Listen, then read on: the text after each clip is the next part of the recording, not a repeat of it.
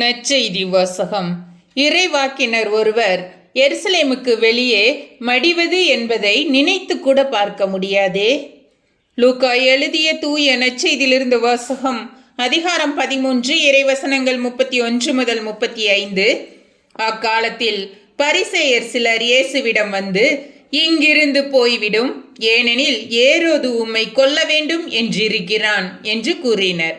அதற்கு அவர் கூறியது, இன்றும் நாளையும் பேய்களை ஓட்டுவேன், பிணிகளை போக்குவேன், 3ஆம் நாளில் என் பணி நிறைவு பெறும் என நீங்கள் போய் அந்த நரியிடம் கூறுங்கள். இன்றும் நாளையும் அதற்கடுத்த நாளும் நான் தொடர்ந்து சென்றாக வேண்டும், ஏனெனில் இறைவாக்கினர் ஒருவர் எருசலேமுக்கு வெளியே மடிவது என்பதை நினைத்து கூட பார்க்க முடியாதே. எருசலேமே, எருசலேமே, இறைவாக்கினரை கொல்லும் நகரே, உன்னிடம் அனுப்பப்பட்டோரை கல்லால் எரிகிறாயே. கோழி தன் குஞ்சுகளை தன் ரெக்கைக்குள் கூட்டி சேர்ப்பது போல நானும் உன் மக்களை அரவணைத்துக் கொள்ள எத்தனையோ முறை விரும்பினேன். உனக்கு விருப்பமில்லையே. இதோ உங்கள் இறை இல்லம் கைவிடப்படும்.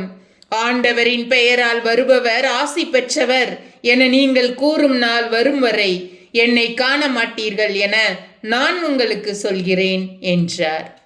ஆண்டவரின் அருள் வாக்கு. கிறிஸ்துவே உமக்கு புகழ்.